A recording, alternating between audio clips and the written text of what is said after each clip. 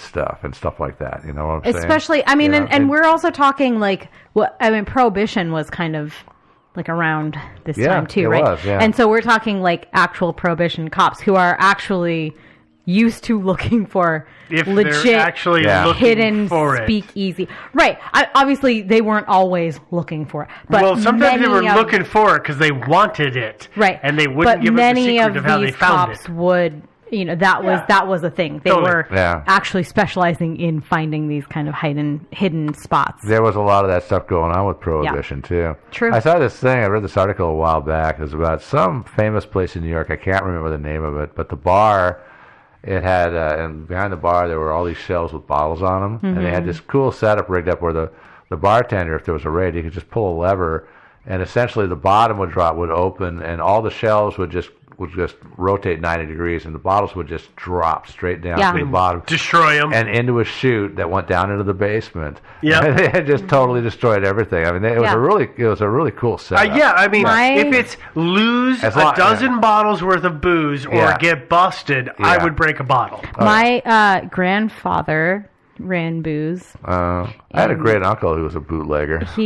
But he was a kid when he did it. So he was like early teens, and he and his brother would run like driving cars, and if they got pulled over, it wasn't suspicious because the suspicion was these like 13-year-olds are somehow driving the car. Yeah. Right. It wasn't like, they're bootleggers. Yeah. And so that was the like bootlegger trick was. That's one way to do it. Yeah. Yeah, I actually had a conversation today with my grandmother about Prohibition booze and the things that happened. And it's funny, like the things that she would immediately like, well, obviously they were doing this. And I'm like, Grandma, nobody's done that since like the 1920s. 30s. Yeah. Like, what do you mean, obviously? You weren't even born then. Why are you saying that, lady? And I'm sure she heard that stuff from her parents. She heard it growing up. But, it was just it's just funny that at dinner tonight I had that conversation with her about Prohibition booze. Yeah. It was a fun time, man. But it's worth mentioning. Yeah. The cops at that time were probably pretty good at finding hidden things. I think they would have found a secret passage, even though this one makes the most sense to me, and maybe it was some super fantastically well concealed secret passage that was so professionally done that it fooled the cops. But also, like, why? Well, I'm pretty sure Isidore was a renter, and so he didn't. Yeah, that would make sense. He didn't have a huge amount of money to sink into creating some sort of secret passage. That would have been a lot of work and expense to create a really perfect secret passage. Hey. Well, okay, let's move on to another theory. This one, another one that I found on the webs. It's not my theory. This theory is that the killer brought a little kid with him. This is so weird. It's a dumb theory, but the idea is that the killer brings the little kid, shoots Isidore, and then walks out and tells the kid to lock the door from the inside and then climb up through the transom. It's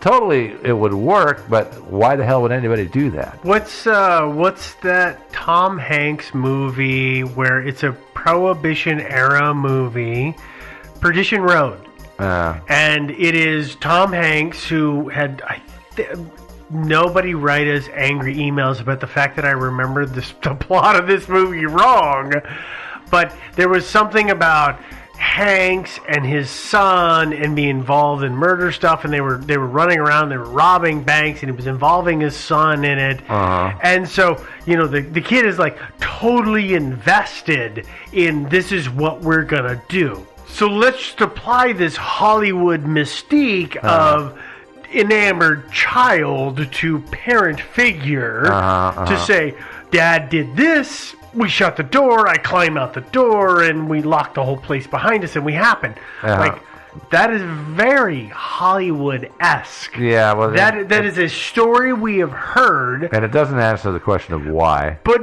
but I also think, when you say he brought a child, well, it's a crap theory or a crap answer, I should say, because it answers the question of how did this kid get here.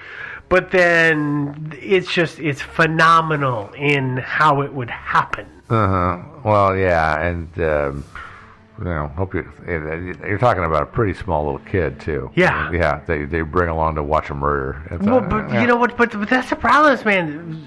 Weird people do some weird stuff, and they bring their kids weird to some parents. Yeah. terrible things. Like, yeah, people do this stuff. Well, particularly if it was this kind of undocumented robbery. Yeah. It's like totally possible too that like we don't know. It could have been that this was a robbery of this undeclared. Maybe Isidore was stealing diamonds out of people's pockets for all we know, right? He was taking one at a time. Or even if it was just like pockets. change and there was some like hidden undeclared treasure. Yeah.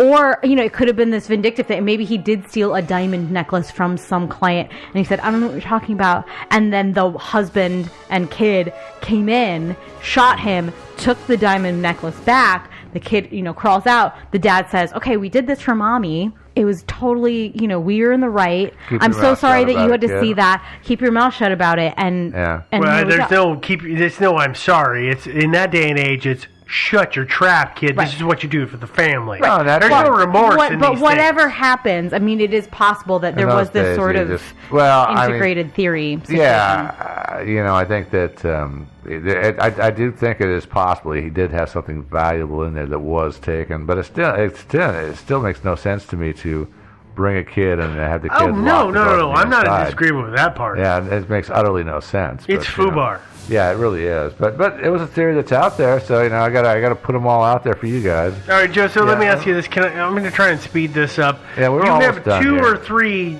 very, very minor theories here. Can you just give us the headlines of each one? Well, I'll give you there's one. not a whole lot of discussion for him unless I'm wrong. No, there's not. This is one that the police were saying was, well, all we can figure is this, which is that the killer was really small and skinny and acrobatic and just shinnied out through the transom himself after committing the murder. Which is possible. Which is possible. Okay. Again, the question again is why, but also apparently we're talking about somebody super, super skinny. Yeah.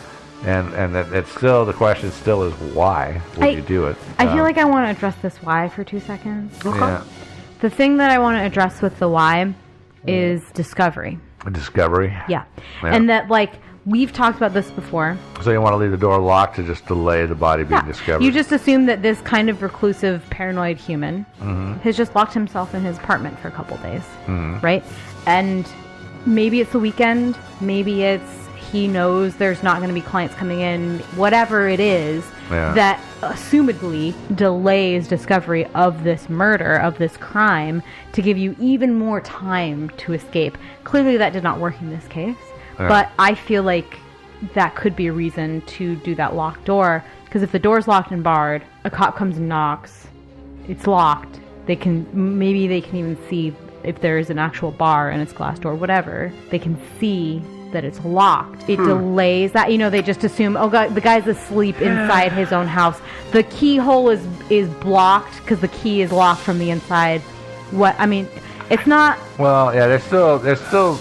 I'm going to stay out of this because I just don't know at this point. I don't know either. I just would add that to the why. I've been conflicted about this for years. So they're not going to look in and see some guy laying on the floor. They've heard sounds of a scuffle and just say, "Oh, he's just sleeping." They're going to say he died. He had a heart attack.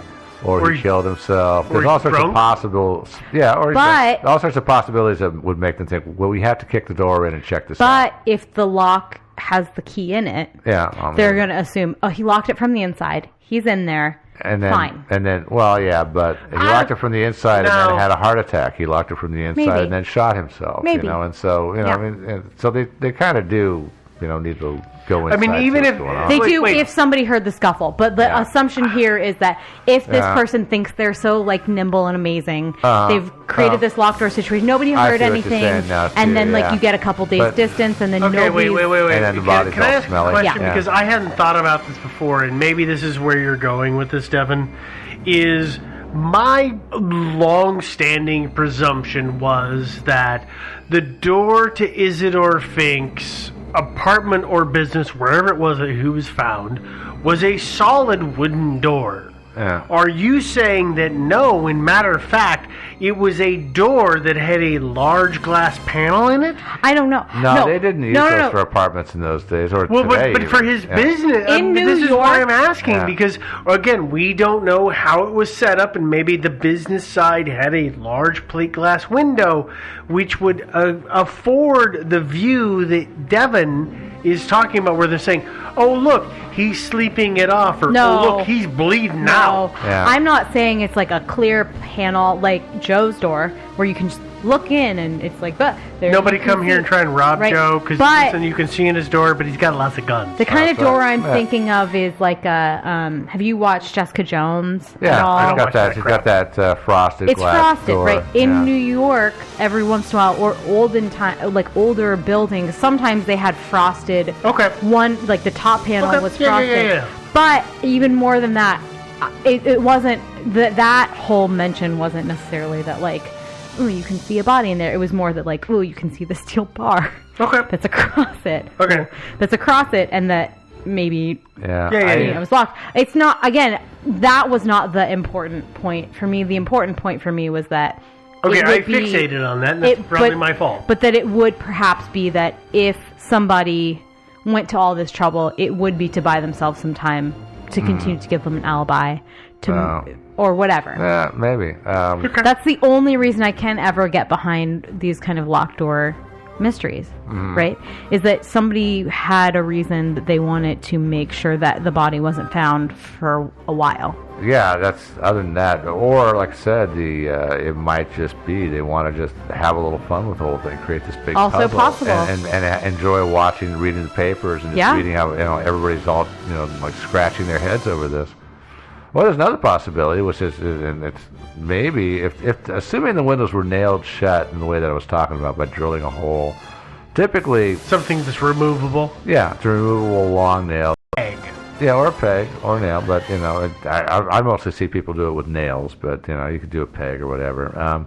And typically, you don't drill the hole horizontally. You drill it from the inside. You drill it downward At an a little angle. bit. You drill it down at an angle. Yeah, you got. So that lifting the window up locks it in, so Yeah. that no matter how much you shake Jimmy it back and forth, That's you it. can't pop it out. Gravity's going to keep pulling it back into place. Yeah, exactly. Because if you have it slide slightly the other way, and somebody just shakes the window for a little while, it'll just vibrate right out of there. Yeah, that's the reason, we have in my house, I always call them Jimmy bars. Yeah. Is that they're the bars that lay horizontally in my window. Yeah. So that when I crack my window, it's still flat. So even if somebody opens and slams it back and forth, it won't pop out. We have Whereas, those too, yeah. If you are foolish enough to open it far enough and put your bar at a 45-degree angle or whatever the window affords you, somebody can grab the window and start wailing it back and forth and knock it out. Yeah.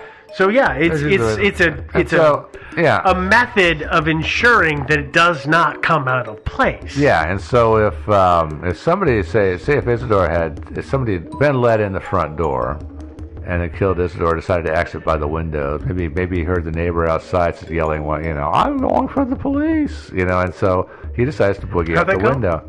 What's that? How'd that go? What's that? What the lady said. The police. I'll go for the police. But I like his. I really wanted him to get that better. pitch again, but he wouldn't do it. Yeah, and so he decides to exit through the window. So he pulls the nail out and pulls it out just partially. Slides the window up, goes out, slides the window back down.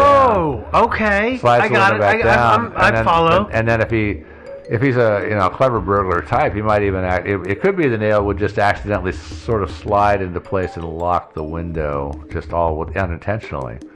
Could be too that if he's a clever guy, he might actually pull it shut, then vibrate it a little bit, watch that nail from the other side of the glass and see the nail sort of going down as he vibrates the window. I had never considered it that way, and that is ingenious to use a lock against the person who set it up. I mean, so that would assume that Isadora had let somebody inside and then bolted the door after and they went out through another means of which would be the window. Yeah. No, that's ingenious. He could have had it open with the nails sitting in the slots above where their locking point was to get fresh air, and whoever went out the window slammed it shut, and it just which then pushes the nails fall into place. Especially if he was using a gas iron.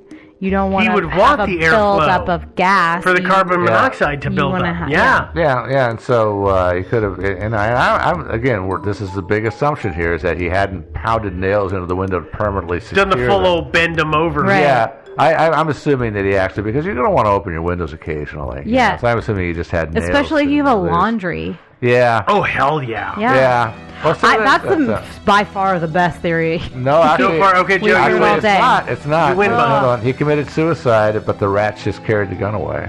That's another theory. Okay, I like the other one better. Are you saying the sewer rats? Yeah. Or the pizza rat. The thinking rat. It's the pizza rat. It's the rat man.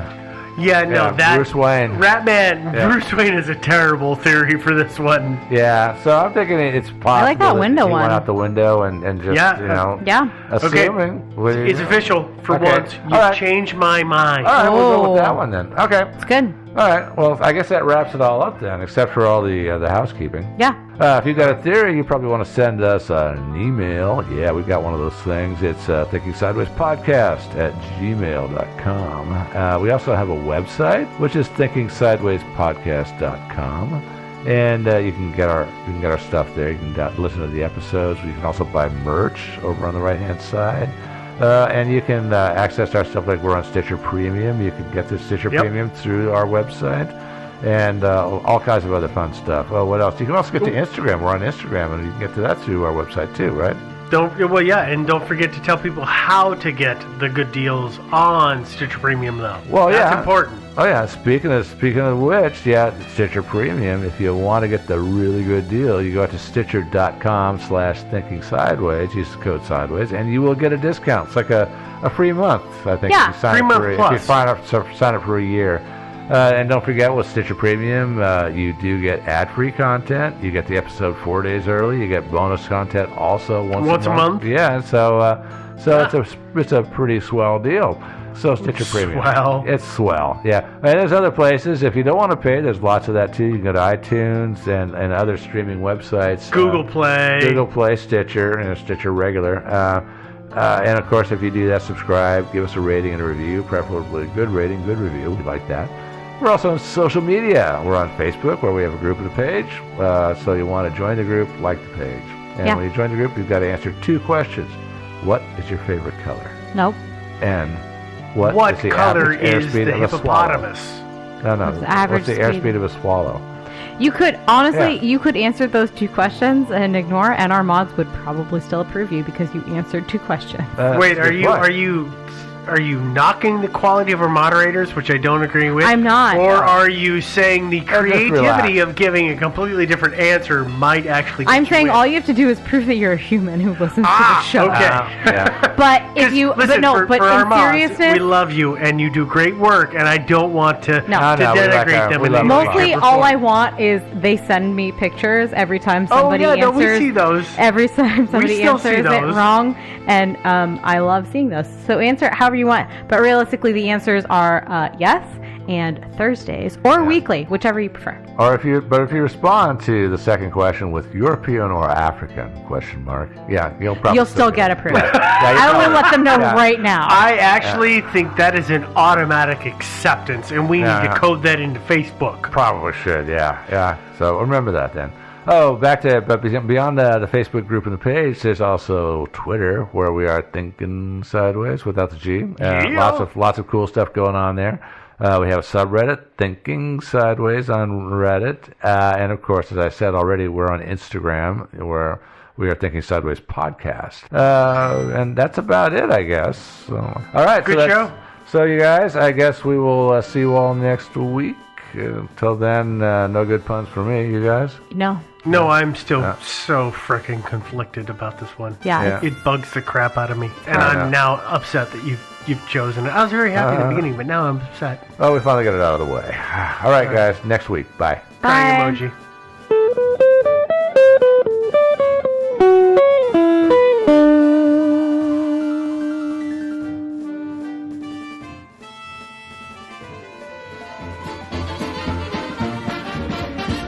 Thinking sideways. I don't understand. Does not compute. You never know. Insufficient data to formulate a reply. What? Stories of things we simply don't know the answer to. Well, hi there, and welcome to Thinking Sideways, the podcast. I am Steve. As always, I'm joined by my co-hosts, Devin. And Joe. and today we've got another. Actually, it's not another. This is actually a really complex mystery that we're going to go into. I would say this is the first time we've done anything like this. Yeah, and this is. I know this is. This is a